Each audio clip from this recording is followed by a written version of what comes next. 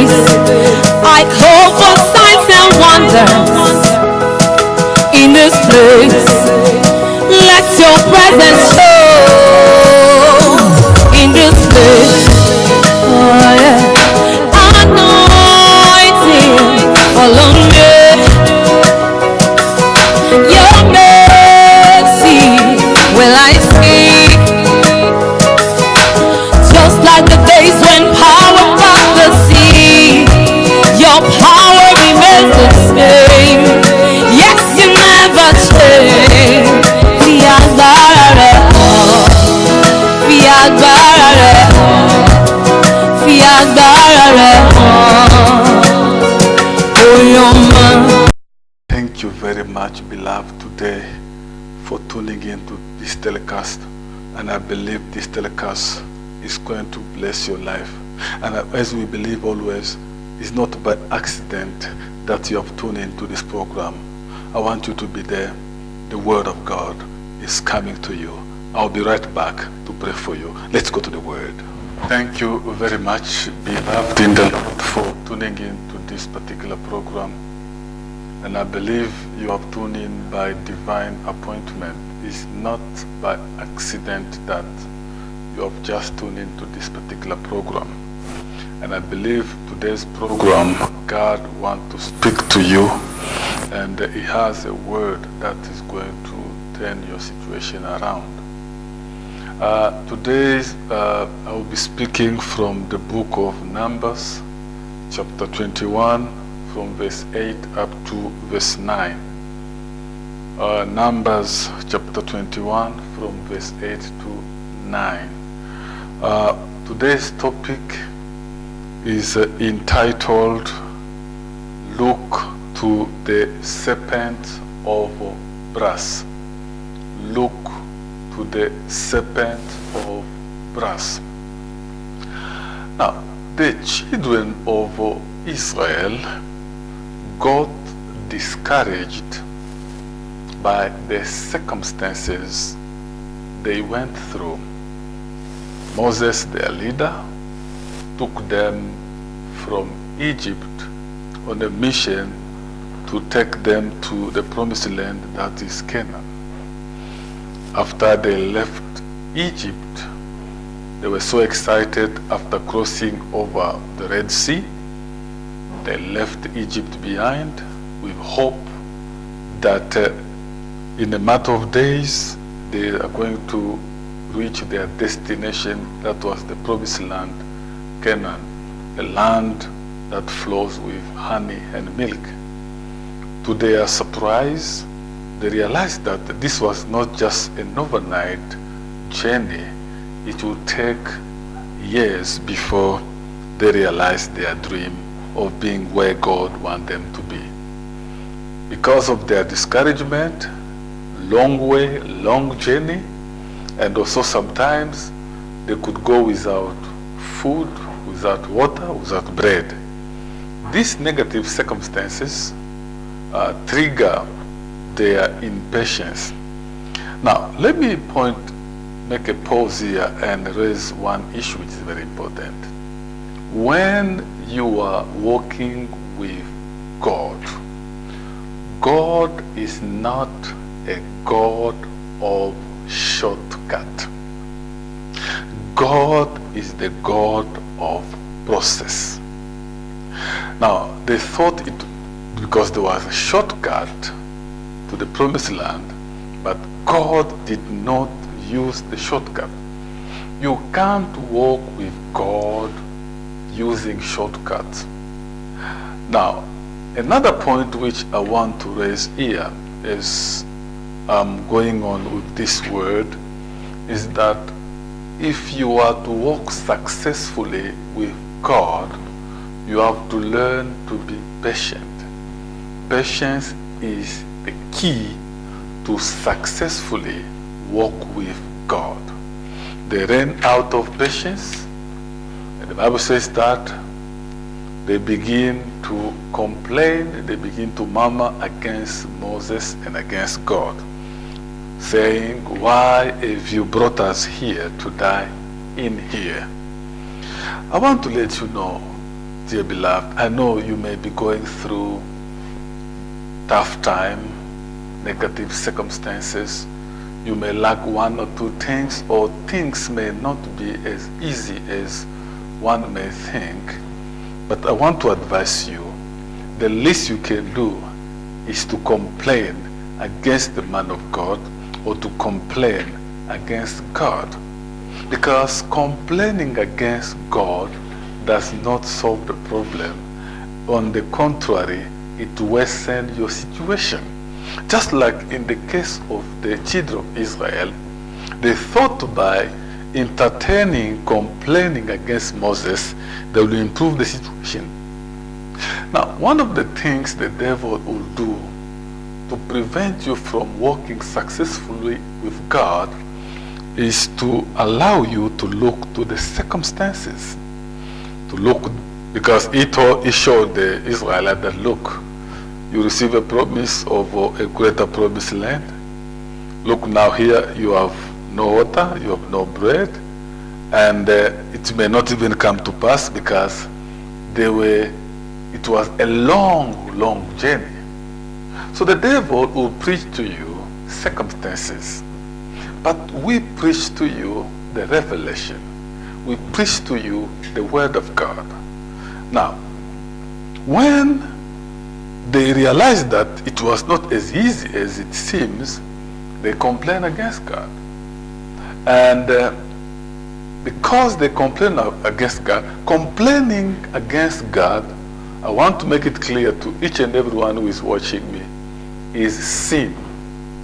You can't complain against God. It is sin. It's better you keep quiet, you say nothing, rather than complaining against God.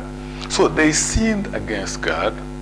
As a result of sin, the fiery serpent began to bite their lives, and they were dying in big numbers. Now, I want you to watch this carefully because this is very important. I don't want to miss this one. They sin against God. Sin gives way, open a door for the serpents to begin to bite their life, and they begin to die. Sin allow, because the serpent, let me talk about the serpent. The fiery serpent begin to bite them, and they begin to die. The serpent in the Bible is the image of the devil. Let me prove to you. When the devil or Satan came to tempt Adam and Eve, he came in the form of a serpent. And Luke chapter 10 verse 19 said, I have given you power to tread on the serpent and on the scorpions. So here the serpent represent, the fiery serpent represent Satan himself and his fallen angel, the demons. So these fallen angels or demons and the devils, they cannot touch you as a child of God unless you open a door for them to do so. Sin invite them. Sin invite and empower demons to torment you, to oppress you, and to bite your life and destroy your life. That's why the Bible is very clear. The thief comes but to kill, to steal, and to destroy. But Jesus has come to give us life and give it to us more abundantly. So the enemy is a killer, is a destroyer, is a robber. So he cannot steal from you, he cannot kill you, he cannot destroy you if you stay in good relationship with God. So he's going to allow you to focus your attention on the circumstances, mainly negative circumstances, so that you turn against God, and that becomes an opportunity for him to come and destroy your life. He began to bite them, and they were dying as a result of that. That's what the Bible says. The devil cannot kill a genuine a God-fearing child of God who is standing right with God, following instruction of God, despite what they are going through. You know, unless the devil can't kill anyone, it's just what he wants you to see. Watch this. The Bible says that the devil is roaring like a lion. He's not a lion, roaring like a lion, seeking whom he may devour. So he's busy seeking. So there are people he cannot devour. There are people he cannot destroy.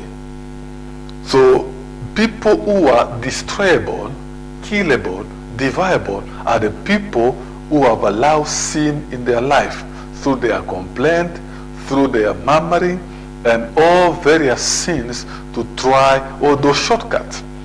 You know, I told you from the very beginning that God is not a God of shortcut. You know, when people go through financial crisis, or they are going through famine and anger, they use excuses to shortcut. When you have financial crisis, that is not an opportunity for you to get involved in prostitution, because you open the door for the enemy to destroy. That is not an excuse. Using shortcut as a way to success is not an excuse. The devil will allow shortcut in your life so that he can cut your life off, so that he can cut your life short. Just like in the case of the children of Israel. He opened sin, they complain against God, he start killing them. So the devil will allow you to see shortcut to success so that they kill you. People who are involved in a ritual, or those who visit sangomas, even those who go into secret society, at first they don't show them that whatever they are getting into is going to end bad, or they are going to ask them sacrifice. Is when they have used the shortcut and they are already in it, in the society, and there is no turning back, then they realize that coming out of that is only death. So if we allow, and that's the most important thing. Now, I don't know where you are. What is the area of your life the enemy has beaten? Because this fiery serpent, representing demons, they were biting them and they were dying. Probably he has beaten your finances. Your finances are in shambles. Maybe the enemy bite your marriage. Your marriage is in turmoil. Maybe the enemy has beaten your career. Your career is in jeopardy. Maybe the enemy has beaten your ministry, and your ministry is in jeopardy. What are you going to do when the enemy has beaten your life? Probably he has beaten you with uncurable disease like HIV, cancer. Now, I want to let you know that God always provides a solution to any issue that the enemy will bring against you. Now, what was the solution of God to this biting of the lives of the children of Israel as a result of their sin? Most of the cases, troubles that we are going through, are caused by the sin we are involved in. Now, God told Moses that make a serpent of brass, and that today's topic.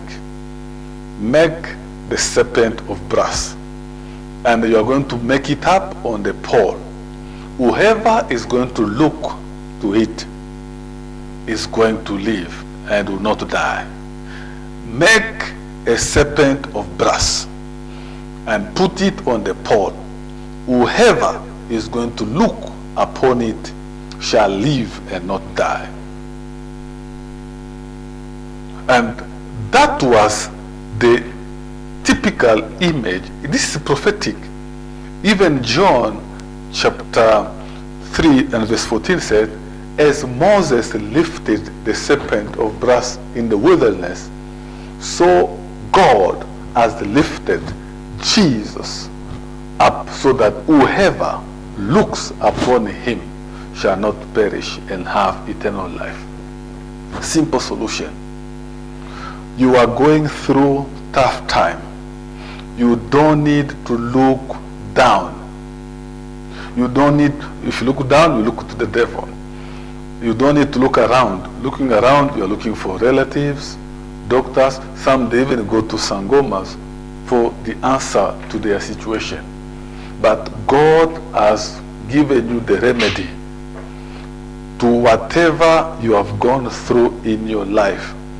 The solution is look up to Jesus, because Jesus is that serpent of brass that Moses put on the pole in the wilderness in the Old Testament. In the New Testament, Jesus is the only answer to mankind's problem. So it's very simple. Look up to Jesus. And the Bible said that Jesus is sitting at the right hand of the Father interceding for us. So when you look up, every time you are facing a challenge, every time you are going through issues of life or the enemy has challenged you, I want to advise you, learn to look up to Jesus. Learn to depend on Jesus. Focus your eyes on Jesus. It may be painful. Now, let me tell you this. Those who look up to that particular serpent of brass Moses put on the pole, they were cured and they live. But there were those who were doubtful. There were those who were arguing using scientific reasoning, say, what kind of relationship is there between the pain I have on my leg and the injury or the wound I have? It's painful, and I just look at a piece of serpent which is put on the tree. Those who argued with the instruction of the prophet, they died in big number in the wilderness. But those who believe, because sometimes the instruction of God, God's ways of doing things, it can go beyond scientific imagination. We may not see the relationship between your cancer and look to Jesus. There may not be a relationship between your HIV and look to Jesus. I don't know the kind of challenges you are going through. I don't know which area of your life the devil has beaten you. He may have beaten your marriage. He may have beaten your finances. He may have beaten your family. He may have beaten your career.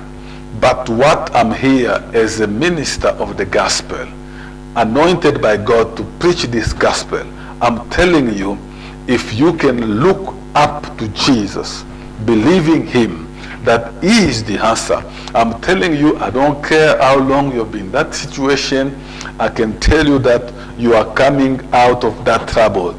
You are coming out of that wound. It may be a financial wound. It may be a marital wound. It may be a spiritual wound. It may be any kind of wound in which the enemy has inflicted upon you. If you can believe on the serpent of brass, on Jesus Christ of Nazareth, and depend on him, focus your eyes on him. Let me tell you this.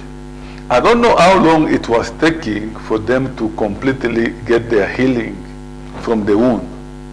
Because when you look up to Jesus, maybe it may have taken some minutes or some hours to heal. But as they continue to look to the instruction of God, continue looking up to that, they eventually realized they were healed and the wound was disappeared. Now I want to let you know, you may go through painful situation. I'm telling you, the devil may have destroyed your life in one area or the other. I know you are wounded. Probably your fiancé left you wounded. Probably your husband left you, you were wounded.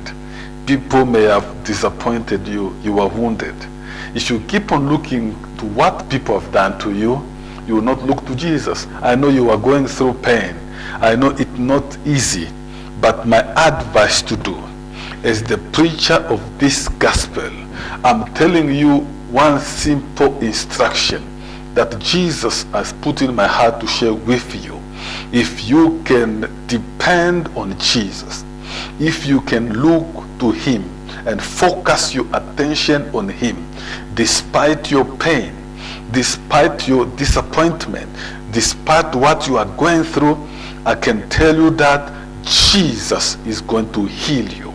Jesus is going to heal your finances. Jesus is going to heal your cancer. Jesus is going to heal your HIV. Jesus is going to heal your marriage. Jesus is going to heal your career. All you need to do, don't look around. Don't look to people.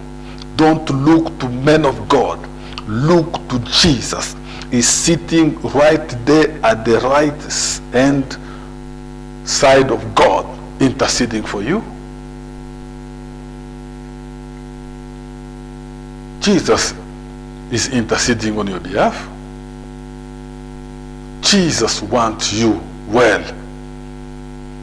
Hallelujah. Praise the Lord. Now, you are sitting there. Now that you know that the solution to your problem is to believe in the Lord Jesus, because that the only answer God has given to us. Now, are you there? Perhaps you have gone to places, you have concentrated on people, and Jesus is asking you now, are you willing to look up to me? Can you look up to him? If you have not yet given your life to Jesus, and you are watching this program, and you are going through financial hardship, you are going through spiritual hardship, you are going through hell on earth, things are not going well for you, and things are not working, and Jesus wants to help you, can you look to him now? He's inviting you. Can you have him in your life? Now, if you want to have Jesus in your life as your personal Lord and Savior, I want you to repeat this prayer after me. Say this: Dear Lord Jesus, I don't want to look around. I don't want to look down. I want to look to you now.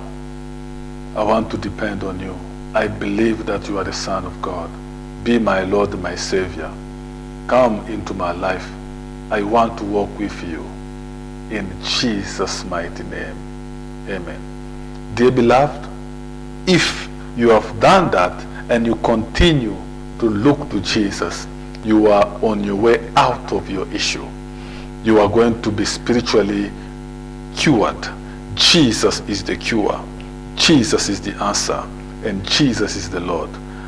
And that's the end of this message. May God bless you. Dear beloved, I believe the word you have just heard has blessed your life.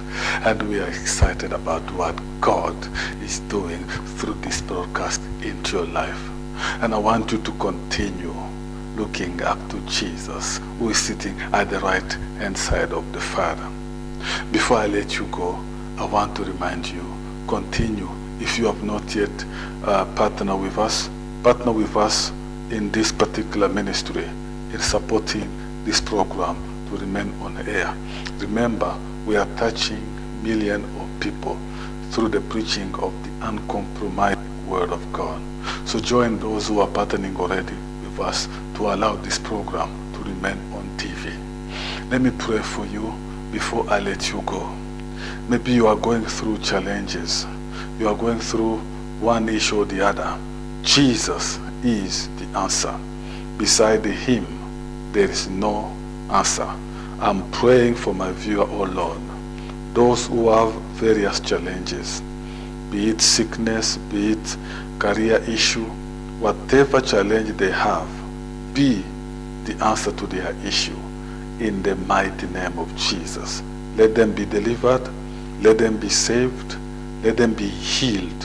In Jesus' mighty name we have prayed. Amen. Thank you for watching. Until we meet again next time, same place, Shalom. God bless you.